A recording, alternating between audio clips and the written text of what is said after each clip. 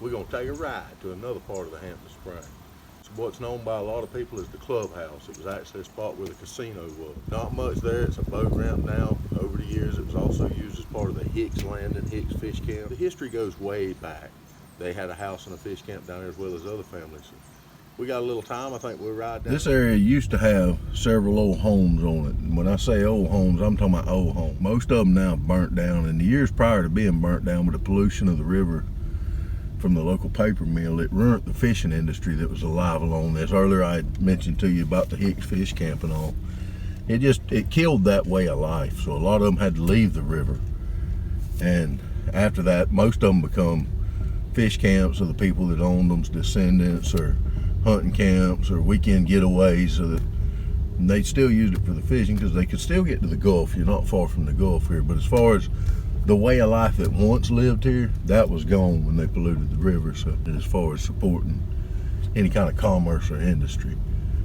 Anyhow, that's just a little history of the land around us. So we're going to ease on down here where the clubhouse was. Along this road you can see, and in these woods too, a lot of the old picturesque top Florida swamplands, wetlands, lowlands.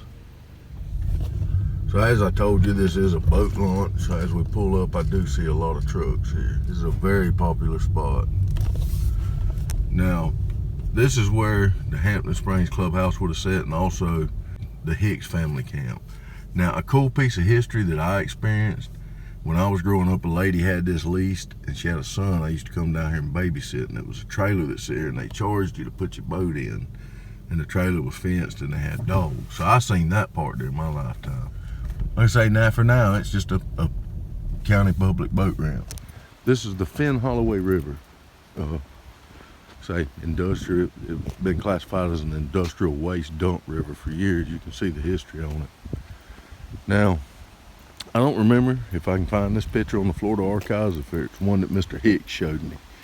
If I can find it in the archives, I'll post it on this that I'm fixing to tell you about. But if it was in his stuff, I wouldn't even know how to get a hold of it.